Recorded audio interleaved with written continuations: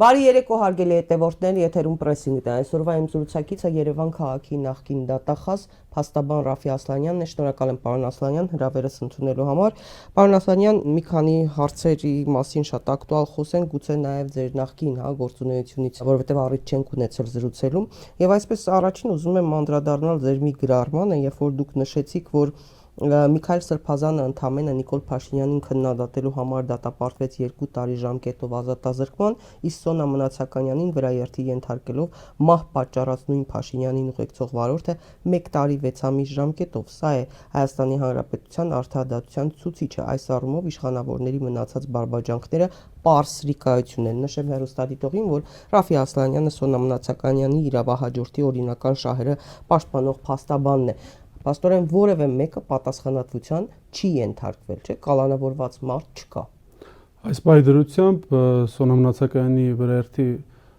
վերաբերյալ քրեական գործով կալանավորված անձ չկա։ Միայն վարորդն է ըստ էության քրեական պատասխանատվության ենթարկվել, դատավճռով նրա նկատմամբ նշանակվել է պատիժ 1 տարի 6 ամիս ժամկետով, թեև դատավճիռը դեռևս օրինական ուժ չի ստացել։ Ինչ վերաբերում է Ավտոշարասյան ղեկավար կազմին, ապա նրանց մասով նախաձեռնված քրեական վարույթը դեռևս գտնվում է, այսպես ասած, դատավարական շրջապտույտի մեջ եւ անընդհատ դատարանները վերացնում են որոշումը, գտնում են տուժողի իրավունքների խախտում է առկա, վարույթն իրականացնող մարմինը դարձյալ քրեական հետապնդումը դադարեցնում է։ Այս պահին հերթական շրջապտույտի մեջ են գտնվում։ Դուք նաև նշել եք մի հարցազրույցում, որ շատ ուղիղ նշեմ, դուժող կողմը համոզված է, որ Հայաստանի Հանրապետության վարչապետի միջամտությամբ է, որ դեպքից այսքան տարի անց ոչ ոք չի ենթարկվել քրեական պատասխանատվության։ Այսինքն հարազատները հայրը մասնավորապես համոզված են, որ Փաշինյանն է ազդեցություն։ Դուժող կողմը ընդհանուր առմամբ ունի ողջամիտ կասկած, որ կա պետական մակարդակով ամենաբարձր միջամտություն, քանի որ Սրբազանի գործի հետ համեմատությունը բերվեց, բերեմ կոնկրետ օրինակը։ Սրբազանի գործը ավարտվեց 2 ամսում, դատավորի կողմից 3 օրը 4 օրը մեկ նշանակված դատական նիստերով, իսկ այս քրեական գործով դեռևս 4-րդ տարում ենք գտնվում։ Այսինքն այս պարզ թվաբանական համեմատությունը ակնհայտ է դարձնում, որ դա տեղի է ունենում ամենաբարձր մակարդակով եւ ողջամտորեն կարող ենք ասել, կասկած ունենալ, որ Նիկոլ Փաշինյանի անմիջական ցուցումներով։ Նիկոլ Փաշինյանը անդրադարձել էր մի ասուլիսում, ասել էր դա իմ ավտոշարասյունը չէ, Հայաստանի Հանրապետության վարչապետի ավտոբուսն է, ես ինչ կապ ունեմ դրա հետ, ասում է, ուզում եք ինձ հետ կապեք, ձեր խնդիրն է, դա էլ իմ հանրային տրանսպորտն է, ես ինչ կապ ունեմ։ Դրան եւս ես պատասխանել եմ, նախ այդ հայտարարությունը ես չեմ կարծում, թե կարող է տեղավորվել էթիկայի սահմաններում, բայց այնուամենայնիվ, քանի որ իրենից բազմաթիվ այդպիսի հայտարարություններ լսել ենք, ոչ միայն տվյալ գործի վերաբերյալ, արդեն այսպես ասած թեթև ենք վերաբերվում այդ ամենին, բայց որևէ մեկ իրեն չի ասել, որ վարորդի փոխարեն արի քրեական պատասխանատվության ենթարկվի, եթե այդպիսի խնդիր լիներ, մենք միջնորդություններով կդիմեինք, որևէ կերպ կաշկանդված չէինք։ Մենք ընդհանրապես ասել ենք բարոյական պատասխանատվություն կրիր, 1 եւ որպես երկրի ղեկավար երկրորդը ապահովիր այս քրեական գործով օբյեկտիվ եւ բազմակողմանի քննություն։ Երկու դեպքում էլ ինքը ձեռնպահ է մնացել եւ այսօր ունենք այն, ինչ ունենք 4-րդ տարում, որից եմ կրկնում, մենք դեռևս չունենք ըստ էության քրեական պատասխանատվության ենթարկված անձ, այսինքն օրինական ուժի մեջ մտած դատական ակտի եւ 1 տարի 6 ամիս ժամկետով ազատազրկումը դարձյալ համեմատությամբ, եթե նայենք օրինակ Միքայել Սրբազյանի նկատմամբ նշանակված պատժին, չի բխում տվյալ հանցատեսակների դեմ մղվող ընդհանուր քրեական քաղաքականությունից։ Հետևաբար սա եւս ակնհայտ է դարձնում, որ ամեն ինչ արվում է Նիկոլ Փաշինյանին ուղեկցող վարորդին, այսպես ասած, ջրից չոր դուրս բերելու համար։ Հիմա այդ վարորդն ինչ է անում, ազատության մեջ գտնվում է ազատության մեջ, միշտ ասել են, որ նույնիսկ պաշտոնավարումը չի կասեցվել, նույնիսկ այդ խափանման միջոցը չի կիրառվել։ Այսինքն ըստ էության ազատության մեջ է, հիմա 3 տարի անցել է դեպքից, 4-րդն է արդեն։ Շուտով 4-րդ տարին է, գտնվում է ազատության մեջ։ Վերջ, այսինքն նա ազատ է։ Եթե եւս 1 տարի էլ անցնի, առհասարակ քրեական պատասխանատվության ենթարկելու վաղեմության ժամկետները կանցնեն եւ որևէ մեկը այս դեպքի համար այդպես էլ պատասխանատվության չի ենթարկվի եւ բոլոր դատավարական իրադարձությունները պետության ամենաուղղակի միջամտությամբ տանում են դրան։ Պարոն Ասլանյան, դուք նաև եւս մի գրառում եք կարելի իհարկե խոսել եք նաև բարերար Սամվել Կարապետյանի գործից եւ նրա նկատմամբ արվող քաղաքական հետապնդումների մասին եք խոսել։ Ուղիղ խոսք մեջ բերեմ ձեզնից։ Նիկոլ Սոնա Մնացականյանի վրաերթի գործով ուր են անհետացել քեզ ուղեկցող Ավտոշարասյան մեքենաների մեջ դեպքի պահին եղած ռադիոկապի ձայնագրությունները։ Ինչու ես թաքցրել դրանք։ Ինչ մեղսակցություն ունես այդ վրաերթին։ ինչ կասկածներ ունեք, ինչի մասին է խոսքը, խնդրում եմ բացատրեք։ Կհիշեք, այդ մեկնաբանությունը ես արել եմ կոնկրետ համադրմամբ, երբ Facebook-յան հրահանգով ձերբակալել տվեց Սամվել Կարապետյանին, բոլորս տեսանք, որ ուղիղ հրահանգ տվեց, որ ձերբակալեք Սամվել Կարապետյանին։ Հետագայում հրահանգ տվեց ուղիղ նորից կալանավորեք, կհիշեք։ Գրեհիկ բառապաշարով։ Այո, իր ձևակերպմամբ ճուլանից դուրս արի եւ այլն եւ այլն։ Չեմ ուզում կրկնեմ դա այդ ամեն ինչը։ Եվ համադրելով իր վարքագիծը ակնհայտ է դառնում, որ Սոնամ Նացականյանի գործով էլ ինքը այդպես ճակերտավոր հետևողական է եղել արդեն իօքուտ իրեն։ Ոչ Facebook-ով, բայց ներքին, այսպես ասած, իրենց առանձնասենյակներում եւ դա էր, որ ինձ մոտ ողջամիտ կասկած է ձևավորում, որ տվյալ քրեական գործով ապացույցները թաքցվել են դարձյալ իր ուղղակի ցուցումով։ Այդ ռադիոկապի ձայնագրությունները ջնջվել են, ոչնչացվել են։ Հիմա նշում են, որ իբրև թե տեխնիկական խոտանի պատճառով ռադիոկապի ձայնագրությունները ջնջվել են։ Միջդեռ կառավարության որոշման համաձայն այդ ձայնագրումը ընդ որում նշում են ոչ թե ջնջվել են, այլ չի իրականացվել։ Կառավարության որոշման համաձայն այդ ձայնագրումը պարտադիր է, եւ եթե ձայնագրում նույնիսկ չի իրականացվել, կառավարության որոշումն օգտագործում է կամ այլընտրանքային շահկապը, այսինքն կամ գրառվում են դրանք։ Այսօր չունենք ոչ գրառումը, ոչ ձայնագրություն, այսինքն որևէ կերպ հնարավոր չի տեսնել, թե ինչ է տեղի ունեցել, ինչ են զրուցել ավտոմեքենաների մեջ, այդ թվում պետական պահպանության ծառայության ավտոմեքենաները եւ ճանապարհային ոստիկանության ուղեկցող ավտոմեքենաները։ Եվ սա է, որ ինձ մոտ Սամվել Կարապետյանի հետ կապված իրադարձությունները հիմնավոր ենթադրություն են տալիս առայն, որ Նիկոլ Փաշինյանը հերթական անգամ արել է ամեն ինչ, որպեսզի բոլոր ապացույցները կամ ոչնչացվեն կամ չներկայացվեն տուժող կողմին։ Նաև փոխհատուցման հետ կապված խնդիրներ չէ առաջացրել տուժող կողմին։ Տուժող կողմը քրեադատավարական կարգով գույքային հայցեր ներկայացրել, որը վերաբերվում էր հանգուցյալի հուղարկավորության եւ գերեզմանի կառուցման ծախսերին, ինչը կարգավորվում է քրեական դատավարության օրենսգրքով, որը դատարանի կողմից բավարարվել է մասնակիորեն։ Ինչու՞։ Դատարանը գտել է, որ այնուամենայնիվ ծախսերը չի նշանակում, որ պետք է ամբողջությամբ հատուցվեն, դեռևս չենք ստացել դատավճիռը, բայց պրակտիկայում այդպիսի մեկնաբանություններ դատարաններն անում են, որ որևէ ողջամիտ գումար պետք է բավարարվի, այլ ոչ թե այն, թե որքան է ծախսվել։ Հարազատը կարող է ավելին ծախսել։ Որպես կանոն դատավորները այդպիսի մոտեցում են ցուցաբերում։ Այսինքն ստացվում է որևէ մեկը քրեական պատասխանատվության չի ենթարկվել, որևէ փոխհատուցումը ինչպես իրենք կցանկանան, որչափ կցանկանան, կոչնչացնեն, ինչ ուզեն կանեն, հա, այդպես է ստացվում։ 8 ամսական հղի կինը այլևս չկա ու թքած ունեն, հա, ինքն էլ կարող է ասել, ես մեջը չէի, այդ իմ ավտոբուսներ, այդ հանրային տրանսպորտը, սեր ես մեջը չէի եւ այլն, բայց ինքը պատասխանատվություն չի կրում, ինքը ինչ պետք է աներ։ Հիմա այլ դեպքում լիներ նախկին ղեկավարների պարագայում ինքը ընդդիմադիր լիներ, հիմա ճղճղոցը գցել էր։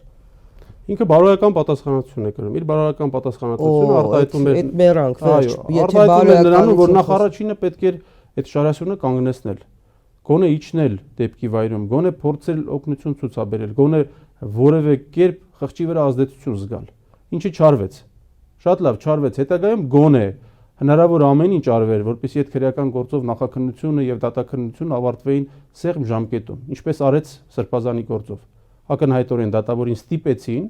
որպեսզի դողում էր ձայնը դատավորի։ Այո, մի քանի օրը մեկ դատական նիստ նշանակի։ Ընդ որում տվյալ դատավորը եւս խիստ ծանրաբեռնված դատավոր է։ Այնպես չի, որ միայն Սոնամ Նացականյանի գործով դատավորն էր ծանրաբեռնված, բայց ստիպեցին, որպեսզի օրերի ընթացքում եւ արդյունքում 2 ամսում այդ քրեական գործը ավարտի։ Այ ինքը պետքա հասներ նրան, որ տվյալ դեպքում եւս դատավորին ստիպեին, որ այս քրեական գործով դատական նիստերը իր ծանրաբեռնվածությունից դուրս նշանակեր եւ հնարավորինս ամենաարագ կերպով ավարտեր։ Բայց ամեն ինչ արվեց ճիշտ հակառակը եւ մենք այսօր նորից եմ կրկնում, այս պահի դրությամբ արդեն բախվել ենք այն դատավարական իրողությանը, որ ընդամենը 1 տարի հետո, այսինքն 2027 թվականի արդեն մայիս ամսին որևէ մեկ առհասարակ չի կարող քրեական պատասխանատվության ենթարկվել, եթե նույնիսկ նրա մեղքը հաստատվի։ Միքայել Սրբազանի դեմ հետապնդումները ինչով եք բացատրում։ Մարդու, այսինքն օրագիրն են մտնում, օրագրում գրածը, հա, հիմք են համարում, ես կարող եմ իմ օրագրում ինչ ուզեմ գրեմ։ Երեք շատ լավ էր։ Գալա TV-ն հիշեցրել էր, որ Նիկոլ Փաշինյանն երբ որ ընդդիմադիր էր, ասում էր, գործ են հարուցում իր մասին էր խոսում։ Նրա համար, որ իմ թերթում այսինչն եմ գրել։ Դու գործ ես հարուցում մարդու օրագրում գրածի համար։ Դու ինչ իրավունք ունես։ Դա բարոյականության հետ աղերս ունի։ Այս պահին խոսենք իրավականությունից, սա իրավականության հետ նույնիսկ աղերս չունի եւ օրագրում գրվածը եւ Միքայել Սրբազանի հրապարակային խոսքը որևէ հանցակազմի հատկանիշներ չեն պարունակում։ Միքայել Սրբազանի խոսքը հասանելի է բոլորիս եւ նույնիսկ իրավաբան պետք չի լինել, ընդամենը հայերենի բավարար իմացությունը արդեն իսկ ակնհայտ կդարձնի, որ նրա արտահայտած մտքում նախադասություններում չկա որևէ հանցակազմ, չկա իշխանությունը զավթելուն ուղղված կոչ։ Եվ այսօր ցանկացած տրամաբանող մարդ հասկանում է, որ Միքայել Սրբազանը քաղաքական բանտարկյալ է։ Այսինքն Նիկոլ Փաշինյանի ուղիղ հրահանգով նրա ազատ խոսքի ճնշման նկատառումներով վերջինս կալանավորվել է, այսօր էլ քրեական պատասխանատվության է ենթարկվում, լինելով 65 տարեկան մարդ, հոգևորական, եւ ես կարծում եմ, որ Միքայել Սրբազանի շուրջ ծավալվողի իրավական գնահատականը դեռ ապագայում տրվելու է, հաստատ տրվելու է հենց այս իշխանությունից անմիջապես հետո։ Դա իրենք էլ են կարծում վստահեն, ես պարզապես զարմանում եմ, որ այդ քրեական գործով նույնիսկ իրավաբանները իրենց մասնագիտական արժանապատվությունը դրել են Նիկոլ Փաշինյանի ոտքերի տակ։ Նպատակը ո՞րն է, որովհետև բնականաբար Միքայել Սրբազանը ոչ հեղաշրջում էր անելու, հոգևորականներ ընդ որում շատ խելացի ու բանիմաց հոգևորականներից էր, հա, կրթված, մեծ փորձառությամբ, ոչ դա էր անելու, այսինքն ինչից էին վախենում։ Տեսեք, ես եւս այդպես էի մտածում էի, որ Միքայել Սրբազանի խոսքը որքան էլ սուր է, միևնույնն է իրենց անհանգստանալու առիթ չի տա եւ Միքայել Սրբազանը գոնե զերծ կմնա քաղաքական հետապնդումից, բայց քանի տարի անց ընդվորում, ես էլ նկատենք, բայց պետք է նկատի ունենանք, որ այդ ամենը գնահատելու մեր հասարակ քաղաքացիների ունեցած ռեսուրսը քիչ է։ Իշխանությունը ավելի մեծ ռեսուրս ունի։ Ես կարծում եմ, որ այնուամենայնիվ իրենք հասկացել են, որ Միքայել Սրբազանի խոսքը գեներացնող նշանակություն ունի հասարակության մեջ։ Իրենք գնահատել են դա միանշանակ իրենց ունեցած ռեսուրսներով եւ հասկացել են, որ Միքայել Սրբազանին պետք է անհապաղ կալանավորել։ Այսինքն ով որ մեծ լսարան ունի, հետևորդներ ունի, նրանց պետք է կալանավորեն։ Այո, ով հասարակական կարծիքի վրա ազդելու հնարավորություն ունի եւ այդպիսի ազդեցիկ խոսք ունի, ես վստահ եմ, որ Նիկոլ Փաշինյանը հատկապես մինչև 2026 թվականի խորհրդարանական ընտրությունները բոլորին կալանավորելու է։ Ոչ միայն քաղաքական այլախոհներին եւ առհասարակ այլախոհներին, այլ նաեւ նրանց, ովքեր հասարակական կարծիք են ձևավորում։ Կալանավայրերում այդքան տեղ կա, արդեն իսկ խնդիր կա, չէ՞։ Այս պահին մենք արդեն իսկ խնդիր ունենք, բայց ես կարծում եմ դա իրենց չի էլ անհանգստացնում, իրենց նպատակը ամեն կերպ իշխանությունը պահելն է։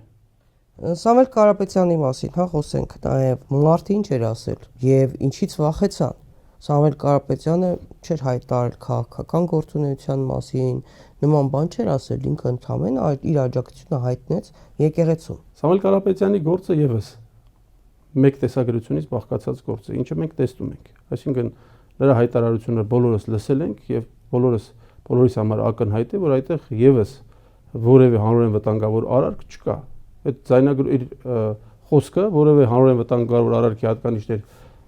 չի պարունակում եւ կարող ենք վստահաբար փաստել, ես կարող եմ ցանկացած իրավաբանի դեմարդեմ ապացուցել, որ Սամվել Կարապետյանի օբյեկտիվ կապը իրեն մեղսագրվող հանցակազմի հետ պարզապես գոյություն չունի։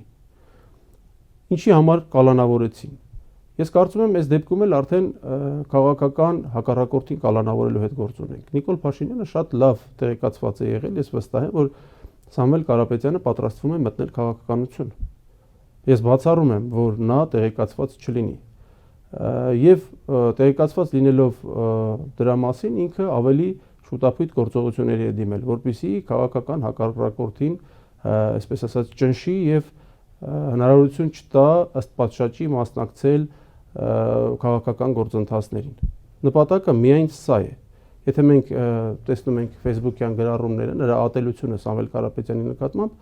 առաջին 2 օրվա այդ Facebook-յան գրառումների բովանդակությունը բոլորիս համար ակնհայտ է դարձնում։ Ոչ միայն այն, որ դա երկրի ղեկավարին հարիր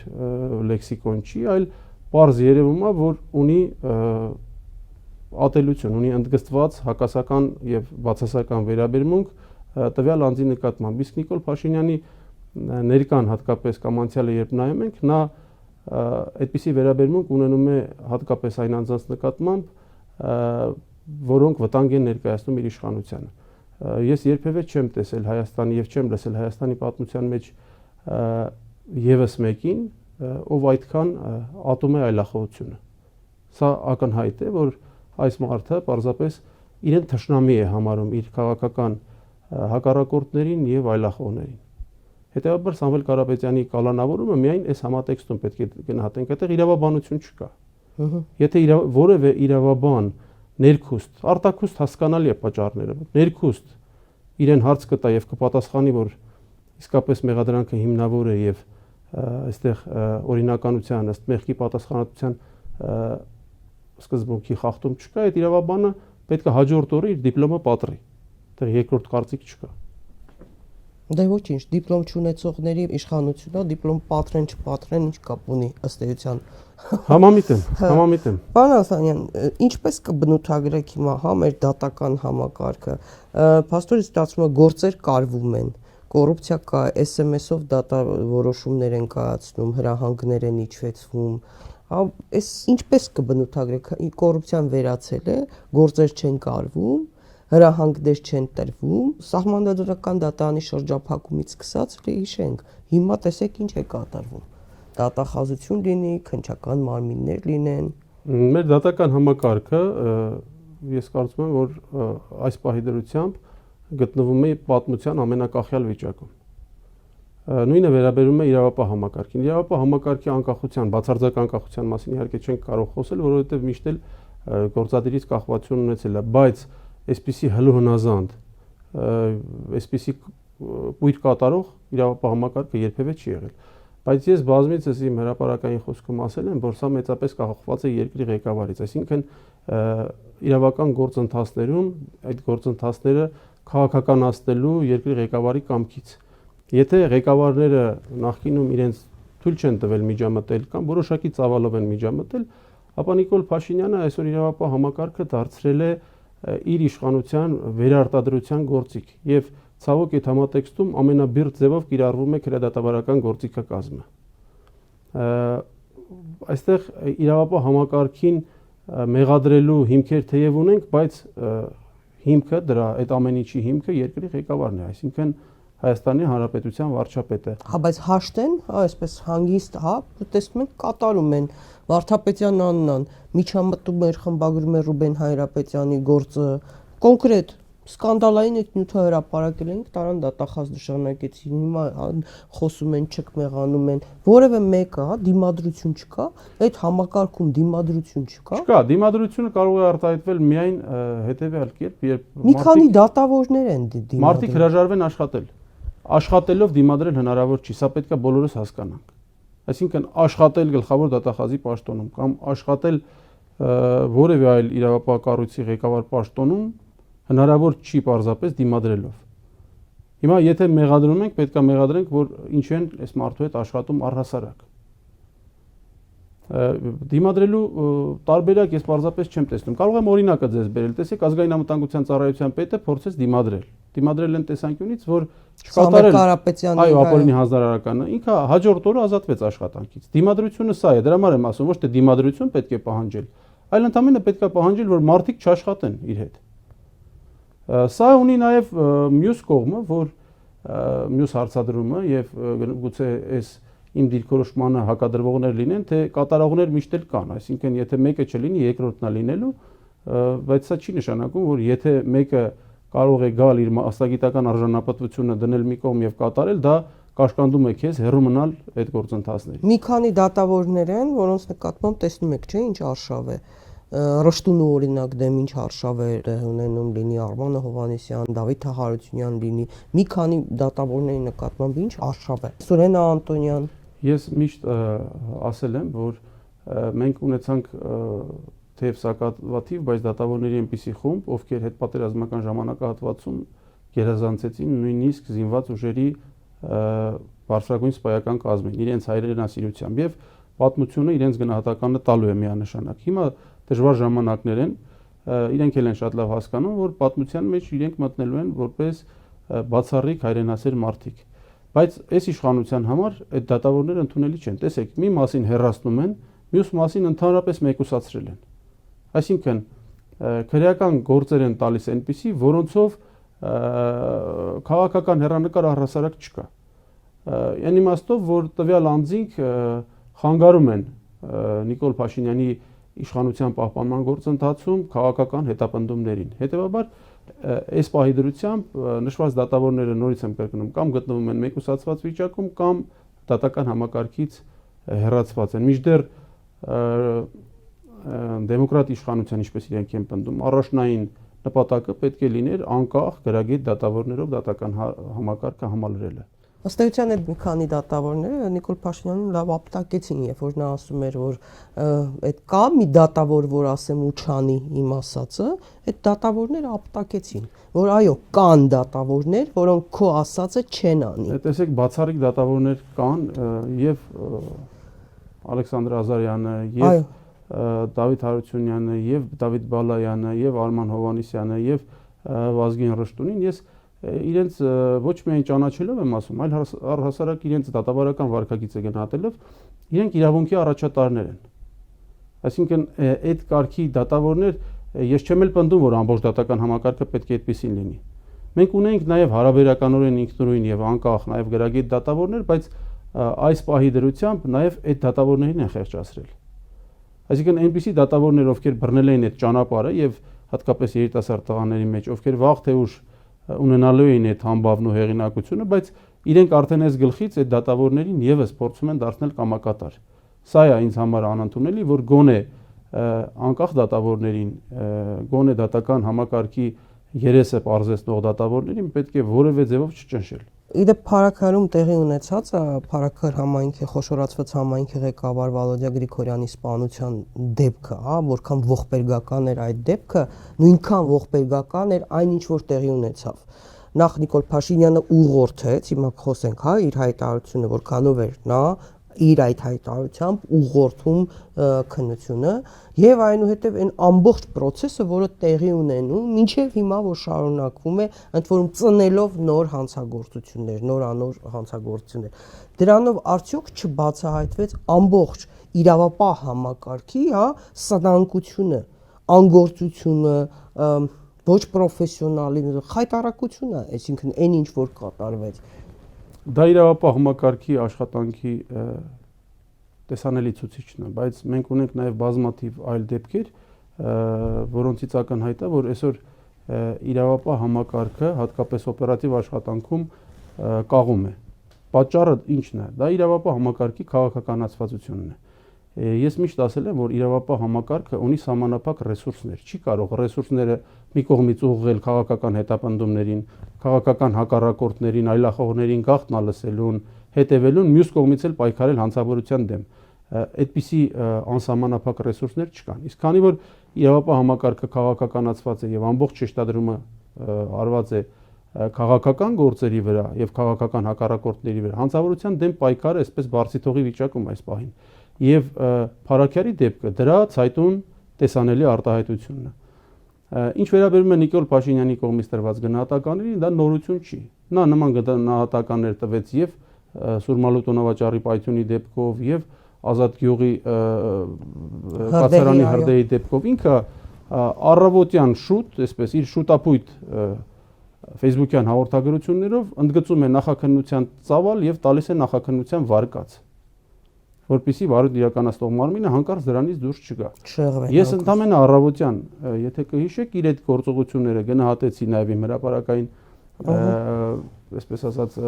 գրառումներով, որ տեսեք հերթական անգամ վարույթ իրականացնող մարմինը գնալու է նույն ճանապարհով։ Եվ ասածս կարծում եմ իրականություն դարձավ, բոլորս տեսանք, որ վարույթ իրականացնող մարմինը գնում է այն ճանապարհով, ինչը իրեն իր համար մատնանշել է երկրի վարչապետը։ Մինչդեռ վարչապետը պետք է հասկանա, որ դա չի բխում օրենքով սահմանված իր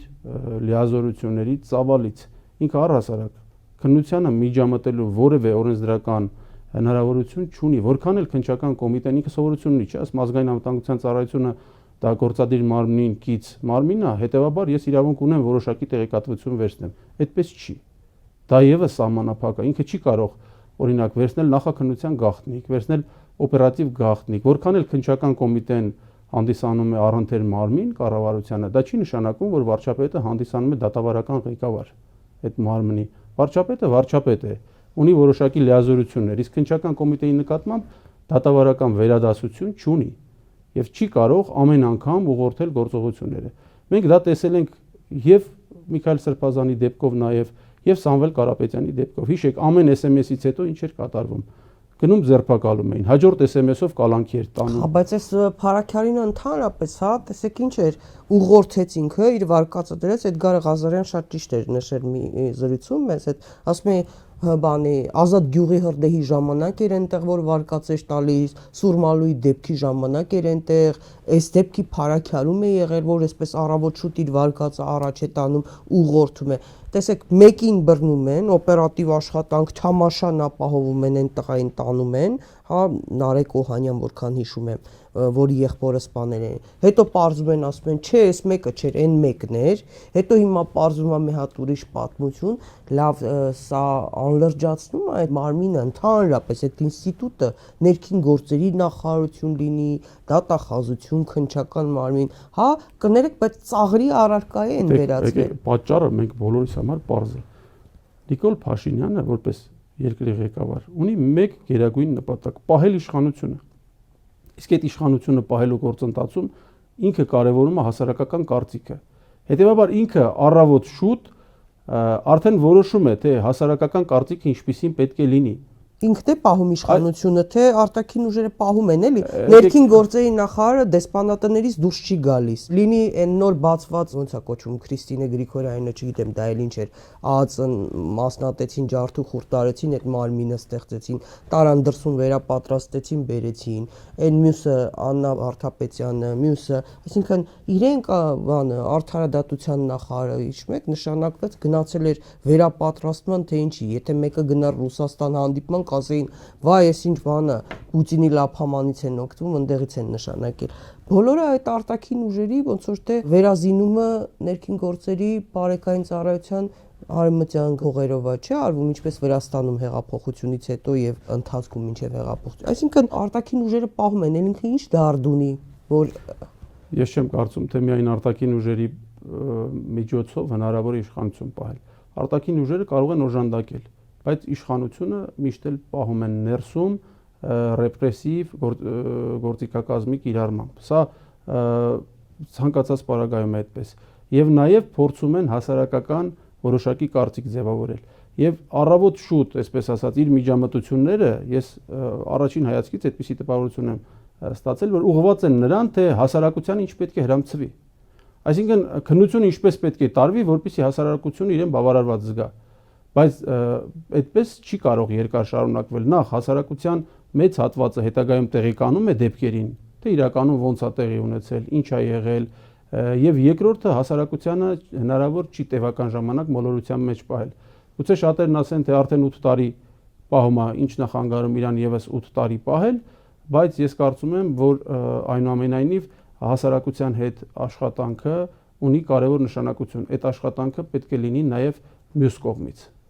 Ոչ միայն իշխանությունը պետք է հասարակության հետ աշխատի, այլ նաև ընդդիմությունը պետք է հասարակության հետ աշխատի, որքան էլ փորձեն հասարակությանը, այսպես ասած, հիվանդ համարել որոշակի հատվածին, փորձել վիրավորել, դա ունենալու է հակադարձ էֆեկտ։ Դե լծակները հավասար չեն, հետո բան ասնան, նույնիսկ երբ որ քաղաքացիներին հարցում են կանում, վախի մթնոլորտ են առաջացրել։ Գիտեք ինչքան է լինում, նույնիսկ Երևան քաղաքում մարդիկ ասում են խոսեմ, բայց կամերան վրաս մի պահի, թող ուղակի ձայնս լինի։ Նույնիսկ լինում են մարդիկ ասում են ձայնս փոխեք, խնդրում ենք։ Այսինքն վախի մթնոլորտը սարսափելի է։ Բոլորին, այսինքն պետական բյուջեն օգտագործում են սեփական գրպանի պես։ Ընտրակաշառք է, էլի, արդեն իսկ process-ը սկսել է, չէ՞, կարող ենք ասել։ Քեզ չենք դատի սենց կանես, քեզ էս կտանք սենց կանես, քեզ էս չգիտեմ ինչ հանկարծ սենց չանես, տես կգնաս այնտեղ կհայտնվես, էս չի։ Հենց այս կալանավորումները, ապօրինի քրեական հետապնդումները դրան են ուղղված։ Առաջին հերթին վախի մթնոլորտ ձևավորելուն։ Եթե մենք փորձենք վիճակագրություն հանել, թե քանի քաղաքական հետապնդման գործեր կան 2020 թվականից հարուցված կամ նախաձեռնված եւ դրանք ինչ ընթացք են ստացել, կտեսնենք, որ մեծամասնությունը կարճվել է։ Ընդհանուր քրեական գործեր, որոնցով անձինք են գտնվել կալանքի տակ ամիսներով։ Եվ որևէ մեկը հարց չի տալիս, որևէ մեկը պատասխանատվության չի ենթարկվում։ Բա եթե այս գործը կարճվել է հանցակազմի բացակայության հիմքով, այս մարդուն ինչ է կալանքի տակ պահել։ Եկեք օրինակը բերեմ դատավոր Բախշյանի վրա։ Մարդուն կալանավորեցին, կալանքի տակ պահեցին, մյուս դատավորների աշկը վախեցրեցին, դրանից հետո արդարացվեց, պարզվեց, որ իսկապես բոլորս ենք այդ ժամանակ ասում, որ սա քաղաքական հետապնդում է, որ Բախշյանի արարքում որևէ հանցակազմ չկա։ Այսինքն ոչ մի ձևով հնարավոր չէր այդ հանցակազմը ի սկզբանե տեսնել, բայց ով քրեական պատասխանատվության ենթարկվեց այդ ամբողջ քրեադատավարական գործընթացում, այդ թվում դատական երաշխիքների վարույթում ներգրավված պաշտոնատար անձանցից որևէ մեկին նույնիսկ կարգապահական պատասխանատվության ենթարկել են, իհարկե ոչ։ Սրա նպատակը մեկն է եղել, որպեսզի մյուս դատավորներին ցույց տան, որ ձեզ եւս կալանավորելու ենք։ Եվ երբ ես գործընկերների, փաստաբանների մոտ մեկ-մեկ ասում եմ, լավ, այս դատավորը ինչի է գնում այդպիսի քայլի, կալանավորում օրինակ Միքայել Սրբազանին, այդ պաշտոնը այդ ամեն ինչից թանկ, հա, պաշտոնը դնել մի կողմ դուրս գալ, ասում է պաշտոնով չի պրծնելու։ Ինքը տեսել է, որ միայն պաշտոնից դուրս գալով, եթե չկալանավորես, չի պրծնի, կալանավորելու են։ Դատավորին ինչի համար կալանավորեցին, որովհետև Աշոտ Մինասյանին բաց թողեց։ Սա է խնդիրը, այսինքն սա դատավորի օրինակով բերեցի, մյուսը քաղաքացիների օրինակով կարող ենք տեսնել, օրինակ ցույցերի մասնակիցներին կալանավորել են, տարել են տասնյակներով, հետագայում այդ քրեական գործերը կարճվել են։ Իրանք էլ լավ գիտեին, որ այդ քրեական գործերը հեռանկար չեն ունենալու։ Խնդրով որ խփել էր այդ պապիկը Արցախցին, այդ տղամարդը։ Այդ գործը 72-ամյա 3 գնացել ենք հետաձգվեց նիստը։ Այդ գործով դեռևս դատաքննություն տարիքով մարդ, ասենք կարծիք է արտահայտել։ Այդ գործը դեռևս դատաքննության փուլում է գտնվում։ Այս պահին ես կարծում եմ դատական ակտը օրինական ուժի մեջ մտնելու է ի վերջո եւ արդարացումը ունենալու է օրինական ուժ, բայց իմ խոսքը վերաբերում է այն դեպքերին, որ հենց իրենք են նույնիսկ կարճում այդ գործերը։ Այսինքն դեռևս միջդատական վարույթում իրենք քրեական վարույթները կարճում եւ քրեական հետապնդումները դադարեցնում են։ Հետևաբար դրանից ընդամենը մի եզրահանգում կարող է ծագել, որ սա արվում է պրոֆիլակտիկ նկատառումներով։ Պատկերացնում եք քրեական գործ, քրեական դատավարական ողջ գործիքակազմ ընդամենը պրոֆիլակտիկ նկատառումներով, որը չի բխում քրեական դատավարության խնդիրներից եւ ընդամենը իշխանությունը պահելու ձգտումներում կարող է տեղավորվել։ Քաղաքացիական գործերով նույնիսկ, տեսեք, նախ հանցագործություններն են ահռելի չափերի հասել։ Գրեթե ոչ մի բան, մարդիկ ու բառացիորեն, նույնիսկ սովորական գողության դեպքում, սովորական չէ, մարդու ունեցվածքը մտել են, տունը թալանել են, օրինակ, 3 տարուց ավել process է գնում։ 3 տարուց ավել քաղաքացին դատարաններում ժամանակ է անցկացնում ստիպված այս ծանր պայմաններում փաստաբան է վարձում տրամադրում է տեսանյութերը կամերաները ֆիքսել են ով է գործընթաց չի ստանում հա այսպես քաշքշոց տարիների նախ ասեք ինչի է այսքան շատացել հանցագործությունը Այս ինչ է, հա, օր չկա չկրակեն քաղաքի կենտրոնում, որևէ ընդ որում միայն Երևանում չէ, հանցագործությունների կտրուկ աճ, ինչպես եք բացել։ Ես նորից պետք է հետ գամ իմ մտքին, սա կապված է իրավապահ մարմինների պրոֆեսիոնալիզմի հետ։ Եթե իրենք քաղաքական հարցերով են զբաղված։ Եթե երկրում որևէ ոլորտում պրոֆեսիոնալիզմ չկա, մենք չենք կարող իրավապահ համակարգում դա պահանջել։ Սա սկսում է ամենավերևից, սա մեկ։ Այսինքն մենք այսօր Գոնե իրավապահ համակարգում ես մեծամասամբ բոլորին ճանաչում եմ, գիտեմ ինչ կադրեր են։ Այսօր պրոֆեսիոնալիզմ չունենք։ Հատկապես օպերատիվ կառույցներում, սա մեկ։ Երկրորդը, այդ կառույցները կենտրոնացված են քաղաքական գործերի վրա, այսինքն ծառայում են իշխանությանը աթոռը պաշտպանելու եւ պահպանելու գործընթացում։ Հետևաբար այդ մարմինները այլևս հնարավորություն չունեն հանցավորության դեմ պայքարում արդյունավետ գործել։ Դրա արդյունքում մենք այսօր ունենք հանցավորության վիճակի սարսափելի աճ, բացահայտվածության շատ ցածր ցուցանիշներ, եւ ես բազմիցս ասել եմ, ֆիզիկական անձանց սեփականության դեմ ուղղված հանցագործություններով առհասարակ ոչ մի քննություն աշխատանք չկա։ Գիտեմ։ Բացարձակապես անտեսված, այսինքն բնակարանային գողություններ, խարդախություններ եւ այլն, բացարձակապես այդ գործերով ամբողջությամբ անտեսված է։ Առհասարակ քննություն չեն անում։ Մի ընդունենք քաղաքական գործով կարող են ամբողջ մի քննչական խումբ ստեղծել 20-25 քննիչից բաղկացած, մենք տեսել ենք վերջին գործերով, եւ այդ բոլոր քննիչներին զբաղեցնել, բայց երբ խոսքը վերաբերում է քաղաքացու սեփականությանը, երբ հափշտակել են քաղաքացուն պատկանող որոշակի արժեք ունեցող գույքը, ցավոք իրավապահ մարմինները բացարձակ անգործության մեջ են գտնվում եւ չեն բացահայտում։ Այսօր բնակարանային գողությունների բացահայտվածության ամենացածր մակարդակն է Հայաստանի իրավական պատմության մեջ։ Նաև բացահայտված դեպքերում նույնիսկ չեն աշխատում, որպեսզի հիմնավորեն։ Օրինակ ես կարող եմ դեպքեր բազմաթիվ ասել, որ կան անձինք, ովքեր հափշտակել են, այսինքն 100-ն վտանգավոր գործողություններ կատարել են, հստակ կա ամեն ինչ, բայց վարույթ իրականացնող մարմինը ինչ որ ապացույցների, ինչ որ առեղծվածային չափանիշ առաջ բերում, բա դե մարդը պատճառաբանություն է ներկայացնում, որը հնարավոր չի հաղթահարել, բա ընկերներ, այդ պատճառաբանությունները քաղաքական գործերով ո՞նց եք հաղթահարում։ Բա ո՞նց եք այնտեղ կիրառում ապացուցվածության X չափանիշ նվազագույն, այստեղ Y առավելագույն չափանիշով գործը դատարան չեք ուղարկում։ 3-4 տարով մարդիկ դատարանների դռներն են։ Նույնիսկ այն աստիճանի բարդակ է, որ մարդիկ գնում են դատին, հա, եւ պարզվում է այրկել չեն համարել մարդկանց ասել, որ դատական նիստը հետաձգվելու է։ Այսինքն մարդկանց անընդհատ իրենք քաղաքացիներին, հերիք չի էս ամեն բոլոր խնդիրները կան, անընդհատ նյարդային վիճակում են պահում։ Անընդհատ, հա, որ մարդկանց զբաղացնեն այս խնդիրներով։ Ես մեր երկրում էսպիսի նաև խնդիր կա։ Մենք ամբողջ մեր կենցաղը քրեականացված է։ Այսինքն առավոտից գիշեր հասարակությունը քրեական գործ է լսում։ Առավոտից գիշեր քրեական գործերից են խոսում։ Բացի դրանից, այսօր դատական համակարգը սարսափելի ծանրաբեռնվածություն ունի։ Դատական համակարգում կա այն քանակությամբ գործ, որ նախկինում 10 տարվա ընթացքում այդքան գործ չէր կարող լինել։ Սա եւս պրոֆեսիոնալիզմի պակասն է առաջին հերթին, դատախազությունն ինչ անում, բոլոր քրեական գործերը դատարան ուղարկում, անկախ նրանց ապացուցվածության մակարդակից եւ արդարադատության իրականացման այդ գործընթացում է թողնում ամեն ինչ։ Այսինքն դատախազները պատասխանատվություն չեն վերցնում իրենց վրա եւ ի զարմանս ինձ դրանով ուրախանում են։ Հրապարակում են մեղադրական եզրակացությամբ դատարան է ուղարկվել նախորդ տարվանից 50%-ով ավելի գործ, կարծես դա մի գովելի ցուցանիշ է։ Այսինքն ոչինչ չեն անում, քրեական գործերը, այսպես ասած, նետում են դատավորի վրա, դե դատավոր դու արդարադատություն իրականացրու, ինչը ծանրացնում է դատավորներին։ Եվ դրա արդյունքում այդ ծանրաբեռնվածության արդյունքում տուժում են բոլորը, եւ չապացուցված քրեական գործերով, եւ ապացուցված քրեական գործերով, եւ պատկերացրեք բազմաթիվ դեպքեր ունենք, երբ մահվան ելքով ավտովթարները վաղեմության ժամկետները անցել է։ Ընդհանուր նախկին քրեական օրենսգիրքը միջին ծանրության էր համարում նաև, այսինքն վերջ էլ որևէ այո, նախկին քրեական օրենսգիրքը նաև միջին ծանրության հանցանք էր համարում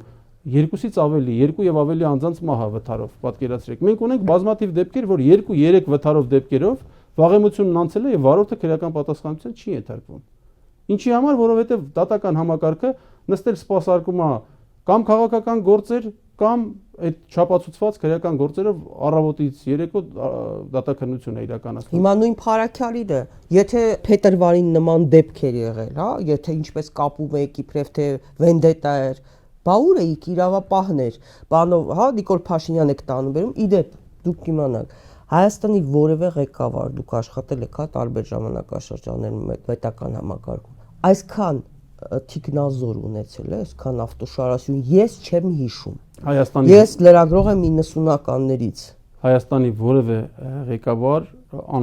անվտանգության այսպիսի խիստ միջոցառումներ չի պահանջել իր համար։ Այսքան անվտանգության աշխատակիցներ, այսքան ավտոմեքենաներ, այսքան տեխնիկական միջոցներ չեն ներդրվել։ Իսկ գիտեք դա ինչից է, որովհետև Հայաստանի որևէ ղեկավար Հայաստանին այսքան վնաս չի տվել, որպեսզի վախենա իր անձնական անվտանգությունից։ Սա եւս ունի ճակերտավոր օբյեկտիվ հիմք։ Եվ այդ անվտանգության գործընթացում ներգրաված են ոչ միայն պետական պահպանության ծառայության աշխատակիցները, որոնց ֆունկցիան է դա, այլ նաև օպերատիվ ծառայողներ, ովքեր բոլորովին այլ գործառույթ պետք է իրականացնեն, ովքեր հանցավորության դեմ պետք է պայքարեն։ Դրա համար էլ էս վիճակն է։ Նիկոլ Փաշինյանի ամեն այցելության ներգրաված են հարյուրավոր օպերլիազորներ տարբեր ստորաբաժանումներից, ովքեր պետք է այդ պահին բոլորովին այլտեղ լինեն։ Եվ սա է պատճառը, երբ ոստիկանությանը զբաղեցնում են անընդհատ ցույցեր ցրելով, անընդհատ ընդդիմադիրներին հետևելով, եւ ոստիկանությունը ի վիճակի չի, կամ ազգային անվտանգության ծառայությունը ի վիճակի չի իր բուն գործառույթը իրականացնել։ Հիմա հարցը տվեցիք Փարաքարի դեպքով։ Տեսեք, սպանություն էր եղել, դրանից հետո բոլորը պետք է գտնվեին օպերատիվ դիտարկման տակ։ Այսինքն վրեժի ցանկացած սպանությունից հետո վրեժի շարժառիթով նոր սպանություն գաղտնալսում եւ այո, չպետք է բացառվի։ Դուք գաղտնալսում եք, չէ՞, վստահաբար։ Ես գաղտնալսում եմ։ Ես վստահ եմ, որ ընդդիմադիրները տեսեք, մեզ գաղտնալսում են։ Ընդդիմադիրները գաղտնալսվում են, ես դրանով վստահ եմ, որ բոլորը այսպես ասած հակառակ խոսք արտահայտող ցանկացած ոք այս պահին գաղտնալսվում է իմ կարծիքով կամ գոնե մեծամասնությունը, բայց մինչդեռ պետք է գաղտնալսվեն հանցավոր գործընթացում ներգրավված անձինք։ Կոնկրետ տվյալ դեպքում, եթե ոչ գաղտնալսում, բազմաթիվ գործիքակազմեր կան, ես չեմ ուզում հուշեմ կամ կարծիք արտահայտեմ, որովհետև պրակտիկայում մենք տեսել ենք, թե այդ ամեն ինչը ոնց է կատարվում։ Երբեմն նաև ինչ որտեղ գուցե օրենքի տարածի պահանջին չհամապատասխանող, բայց երբ որ բացահայտվում է մի մեծ հանցագործություն, որևէ մեկը այդ ոստիկանին չի ասում, ինչ ես այսպես արել։ Երբեք այդպիսի հարց չենք տվել։ Բայց ամեն դեպքում միշտ պահելա իր օպերատիվ դիտարկման ներքո։ Այս դեպքում եւս պետք է կոնկրետ դեպքի մասնակիցները պահվեին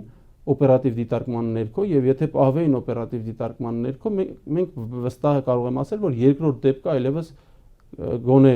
տեսանելի ապագայում չէինք ունենա։ Պարագային ծառայությունը ոստիկանությունը նոր տեխնիկա չէ ձեռք բերեց ամիսներ առաջ արևմտյան երկրներ, մասնավորապես Միացյալ Նահանգների աջակցությամբ։ Այդ տեխնիկան ում դեմ է օգտագործվելու։ Ես դժվար եմ ասել, թե տեխնիկան ում դեմ է օգտագործում։ Մենք տեսնում ենք, չէ՞, Վրաստանում ինչ էին անում։ Ցավոք սրտի, գիտեք, հեղափոխությունների ժամանակ մենք ինքան ենք տեսել, որ բոլոր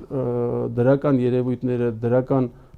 այսպես ասած, նորամուծությունները օգտագործվում են ի վնաս եւ ի չարս պետության, զուտ ընդհանրեն իշխանության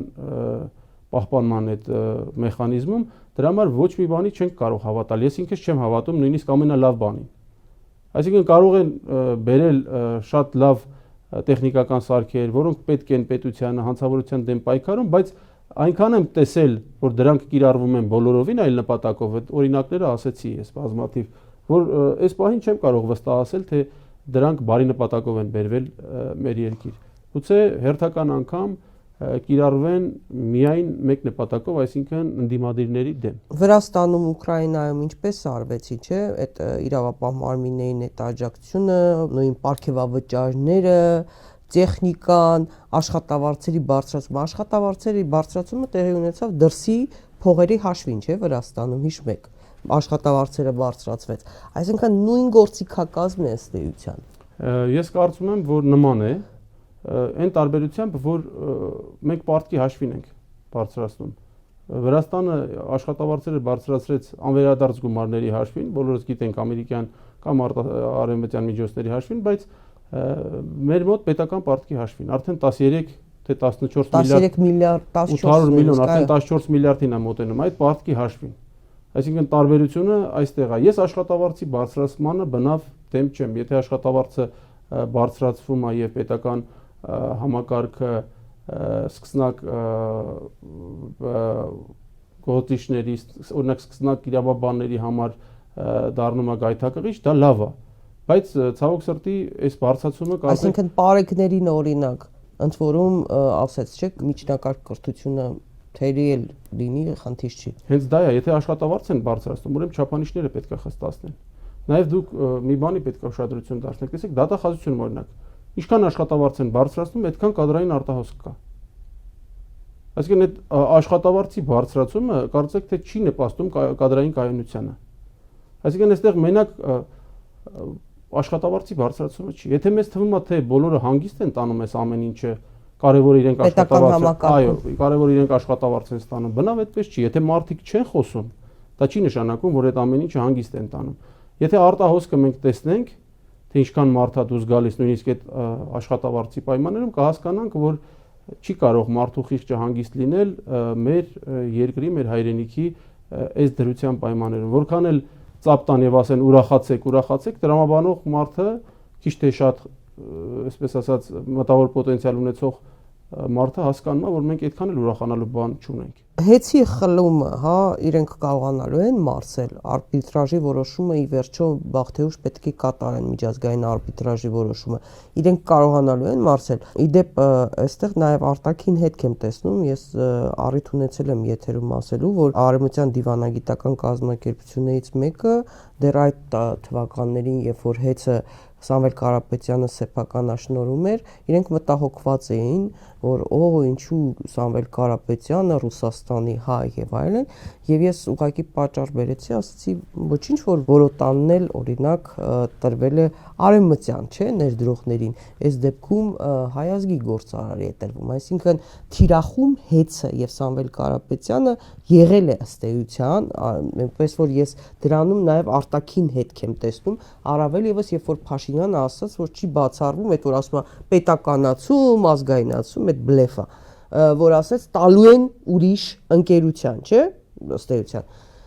Իրենք կարողանալու են սա մարսել, հա, այս ամեն ինչը վերջ-վերջով սեփականության իրավունք ամենակարևոր հիմնարար իրավունքներից մեկն է, չէ, այդ թվում միջազգային իրավունքի մեջ, չէ, այդպես չէ։ Համավիտ եմ, հաշվարկը ո՞րն է։ Սեփականության իրավունքի պաշտպանության եւ ներպետական եւ միջազգային խիստ երաշխիքներ կան։ Իսկ իրենց արած այդ երաշխիքների մեջ առհասարակ չի տեղավորվում։ Իրենք այդ երաշխիքները ոչ թե անտեսեցին, այլ ոտնահարեցին, բայց ես արտաքին, այսպես ասած, հետքը չեմ կարող ասել կա թե չկա, ինքս ուցե քաղաքականության հետ այդքան կապ չունեմ, չեմ կարողանա հստակ կարծիք հայտնել, բայց իրենք այս ամեն ինչը չեն մարսելու, բայց իրենց իշխանությունից հետո։ Որովհետև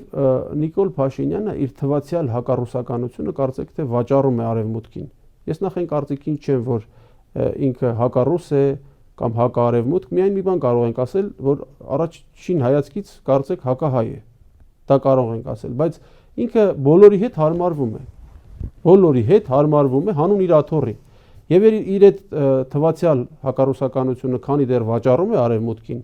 արևմուտքը այստեղ լուր է լինելու, իսկ մենք բոլորս գիտենք, որ իրավունքի պաշտպանության բոլոր մեխանիզմները դրանք արևմտյան են, այդ թվում մարդու իրավունքների եվրոպական դատարանի դատական ակտերը, արբիտրաժների համապարտադիր որոշումները դեռևս որքան էլ Նիկոլ Փաշինյանը դրանք չկատարի, անտեսի, ոտնահարի, դեռ ներվելու է։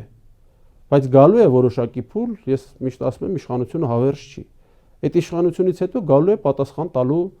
փուլը, եւ այդ պատասխան տալու ժամանակահատվածում սա լինելու է այս իշխանության տարբեր գործիչներին մեղսագրվող տարբեր հանցանքներից մեկը ընդամենը։ Հեծի շուրջ ծավալվող իրադարձությունները դրանք այդ բոլոր հանցանքներից, պետության դեմ կատարված բոլոր հանցանքներից զատ լինելու է մեկը։ Ես կարծում եմ նույնիսկ տպավորություն եմ ստանում, որ իրենք էլ են հասկանում, թե լավ մեկը թե 10-ը ինչ տարբերություն։ Իրենք շատ լավ հասկանում են, թե ինչ է սպասվելու իրենց։ Եվ եթե մտածում են, թե մնալու են հավերժ իշխանության, ես կարծում եմ բազմաթիվ մտածողներ դրանում սխալվել են, ովքեր այդպես են մտածել։ Միջազգային լրատվամիջոցներից մեկը գրել էր, որ արևմտյան ուժերը այլևս պատրաստվում են Փաշինյանին փոխել Արմեն Գրիգորյանով, անվտանգության խորհրդի քարտուղար Արմեն Գրիգորյանով, որովհետև օբյեկտիվորեն Փաշինյանը,